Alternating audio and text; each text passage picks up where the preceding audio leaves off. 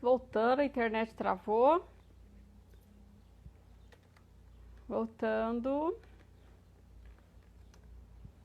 Guardando o professor. Pronto, professor. Travou aqui. Voltamos já, pessoal.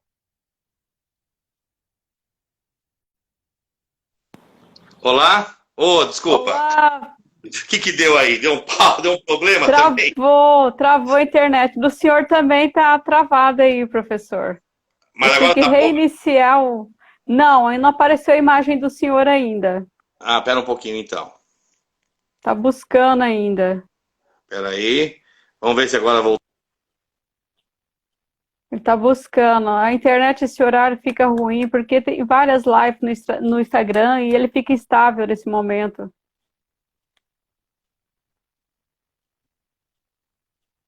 Professor? Conseguiu? Viu? Agora, voltou. Agora voltou. Sim. Você tá falando que o meu vídeo Isso, tá tava meio meio esquisito. distorcido. Aham. Agora tá melhor? Agora tá melhor. Bom, então tá bom. Bom, então nós Vamos estávamos, vamos lá. lá, continuamos voltando. E então é isso, né? Como eu falei, muito embora a lei, no artigo 70 e seguintes da lei da falência e recuperação, passou a estabelecer novas diretrizes para essa atividade, que vamos dizer que é a maior Uhum, parte do cenário brasileiro, que é a microempresa e empresa de pequeno porte, dando a possibilidade deles, até 36 meses, eles poderem pactuar o pagamento das dívidas. Quer dizer, sim. isso foi algo muito importante Que é para o essa STEI, atividade né, econômica. professor? Oi? Que é o STEI, Pois né? não? Que é o STEI. Isso. E além do mais, e aí o que acontece? O pagamento desses 36 meses atinge inclusive também os tributários, você pode também admitir no caso da microempresa. Uhum, Então, isso é de fato uma consideração que tem que ser pensada, e eu vejo que às vezes a microempresa, os microempresários não têm conhecimento disso. sim. Talvez tivesse que fazer aí toda uma demonstração lógico, não é que está ruim, vamos entrar com recuperação, mas às vezes as microempresas falam, mas eu não sabia disso, então nunca pediu a recuperação. E às vezes vem a quebrar, vem a fechar, vem a ficar com a inatividade perpétua até tentar pagar um dia aquelas dívidas. Então, Uhum, é importante que a lei estabeleça, porque essa mudança que foi com a Lei Complementar 123 de 2006, que falou sobre a microempresa, e outras legislações, a Lei também Complementar 147 de 2014, trouxe essa nova roupagem para a microempresa e empresa de pequeno porte. Que a ideia é essa mesmo, né? Fazer com que uhum, não venha a quebrar a empresa. sim. Não é, como eu falei, não é vantagem para ninguém ocorrer a quebra da empresa. O fechamento de uma atividade econômica. Nós temos exemplos, às vezes, Alice, que uma empresa, ela é a cidade. O fechamento, às vezes, de Verdade. uma empresa, ela pode trazer um impacto de externalidade tão grande de acabar com a atividade econômica de região. Um exemplo clássico, que não foi a quebra, mas foi um acidente que repercutiu muito, Brumadinho. A Vale, ela sustentava a cidade. Sim. Pagavam-se os royalties, você tinha todos os demais comércios que estavam envolvidos, vinculados de forma direta ou indireta com a Vale. A partir do momento que aconteceu o desastre, o que aconteceu? Quebrou. Uhum, Acabou restaurante, escolinha, pizzaria, até o próprio museu, que é um dos maiores museus que nós temos no Brasil, em Inhoti, né? Que é aquele uhum, museu, né, de arte contemporânea tal, que é interessantíssimo. Eles estavam com dificuldade de mantença daquele museu, por quê? Porque não tem mais público, ninguém vai mais, os hotéis não tem mais. Quer dizer, então olha só o problema todo da quebra, da bancarrota, né, de uma atividade econômica, o que isso traz, o que isso repercute nas demais atividades. Então isso tem que ser muito bem pensado. Então, só para nós concluirmos, depois eu estou aí aberto às perguntas, né? Uhum. Eu acho assim que tem que pensar caso a caso se é a hipótese de entrar com recuperação ou tentar fazer uma negociação individualizada com cada um dos seus credores, né? Sensibilizando os credores também, que tudo bem, eu estou nesse problema temporário, mas logicamente também se tiver uma paciência eu vou me recuperar, mesmo não entrando com uma recuperação judicial ou qualquer outra medida. Eu acho que hoje nós temos que pensar mais nesse bom senso. Sim. Concorda? Eu concordo que, eu até estava conversando esse dia com uma professora, falei assim, em tempos de pandemia, o que vai prevalecer é a mediação, é a autocomposição, Sim, né? sim. Tem que negociar, que nem o senhor estava falando a questão de aluguéis.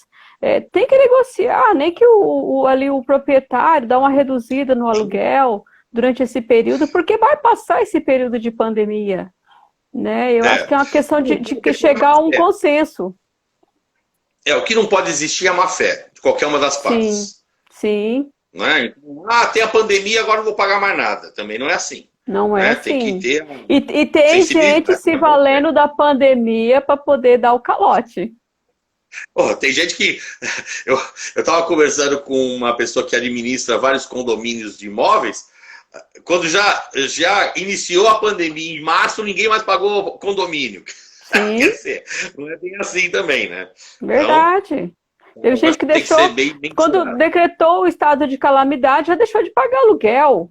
E não é assim, você tem que chegar no proprietário e tentar uma forma de negociação, até para provar que você está de boa fé. Eu acho que a boa fé, né, tem que ser observada nessa situação. Tá bom? Beleza. Muito bem. Eu acho que é isso, né? Eu acho que a lei está aí, mas infelizmente o poder, o ordenamento jurídico ele não vai resolver todos os problemas de uma sociedade. Eu acho que ela pode, logicamente, estabelecer as diretrizes, mas isso não é suficiente. Eu acho que o ser humano, as empresas devem se compor, elas devem se atrelar, buscando aí uma satisfação melhor para cada atividade em concreto. Com certeza. Não é isso? Tem a questão também do substitutivo ao PL, que vai alterar a Lei 11.101 de 2005, né? Que está vindo aí com grandes alterações, até, de certa forma, dificultando algumas coisas que tem algumas empresas que, no meu ponto de vista, estavam usando a lei de recuperação para fazer um calote legalizado, né? Então vai dificultar um pouco. Tem a questão da recuperação judicial do produtor rural também. Inclusive, o primeiro caso de recuperação de produtor rural foi aqui no meu município, em Campo Verde, no Mato Grosso. Que interessante. Não, e é interessante que o próprio artigo 48 deixou claro, né, admitiu, né, que o produtor rural, então, mesmo que ele não tivesse antes se cadastrado por 2 anos, comprovando 2 anos, né, o registro na junta comercial, ele pode buscar aí a função social da recuperação. Que foi a decisão do STJ. Então, e aí, olha que interessante, outra coisa que é importante. No Rio de Janeiro, tem saído algumas decisões de concessão de recuperação para pessoas jurídicas que não são empresas. Sim. Por exemplo, teve uma decisão, não sei se isso vai ser alterado, na verdade está fora da lei. Mas a Cândido Mendes, se não me engano, que é uma universidade, que é uma associação, ela foi concedida a recuperação judicial pelo Tribunal de Justiça do Rio de Janeiro. Foi. Eu até li um artigo do professor Cássio Cavalli, né, em relação a isso, que abriu brecha para outras, que nem cooperativas, hospitais, pedirem recuperação. Então aí, logicamente, você vai rasgar o artigo 1º e o 2º da lei. Sim. Você vai começar a admitir, então, que todo mundo que tem aí, de fato, um contexto de empresarialidade, mesmo não sendo, então vai ter a proteção, né, legal da recuperação. Então, isso talvez possa ser uma outra medida, mas então está fora da lei. Isso aí já está indo para uma questão mais de equidade, de analogia. Sim. Né? Vamos ver o que vai acontecer. Vamos esperar. Vamos esperar. Muito bem. Beleza, eu tenho uma pergunta aqui, não, para o senhor. Além do consumo, será que existiria reserva para pagamento de funcionários e estoque? Com certeza não, né, professor? Se a empresa está em recuperação judicial, ela já vem ali, já se arrastando há algum tempo, com certeza ela não teria essa reserva para poder pagar funcionários muito e difícil. estoques. Quando for uma empresa pequena, eu acho que é muito difícil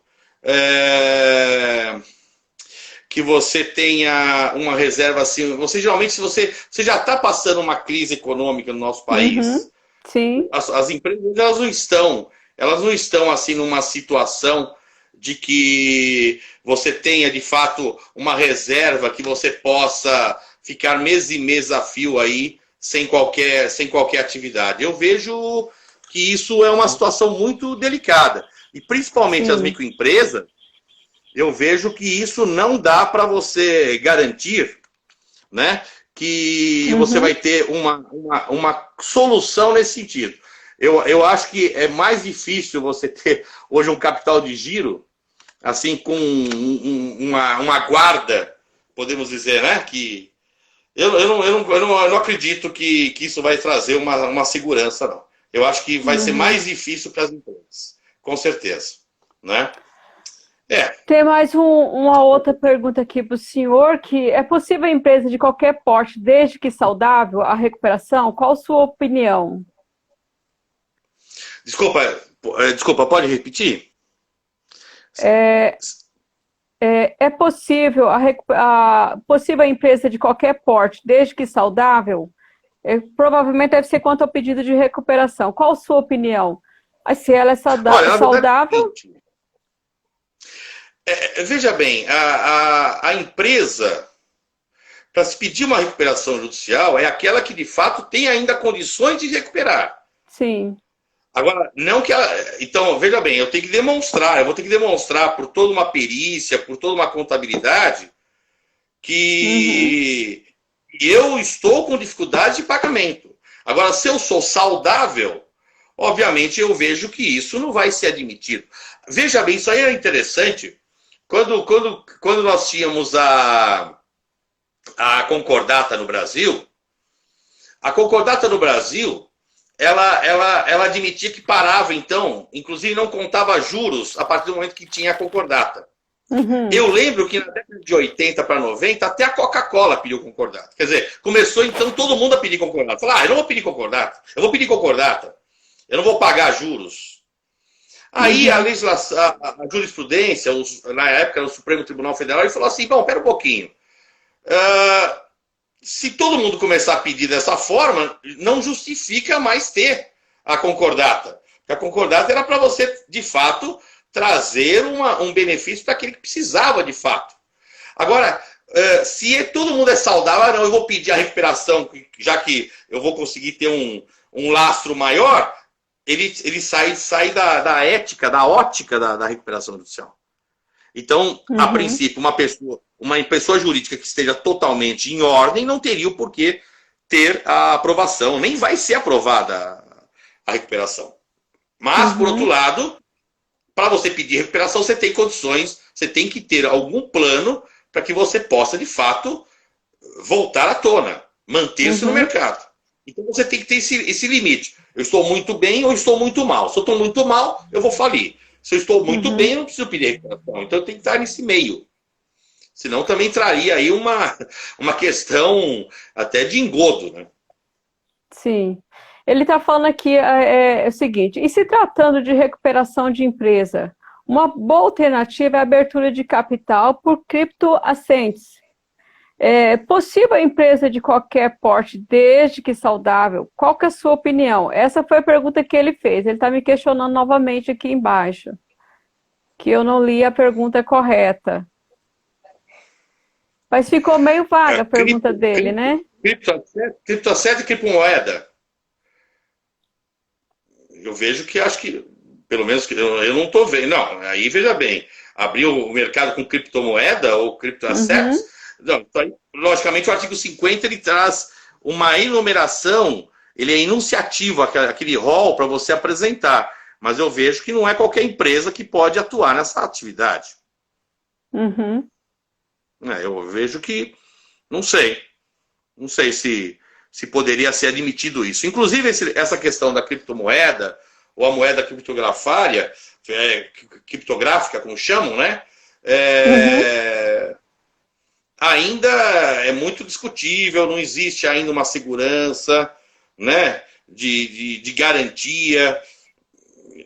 Uhum. Poderia ser pensado, mas eu não vejo, eu não consigo ainda analisar tão bem assim como uma forma de recuperação nesse sentido.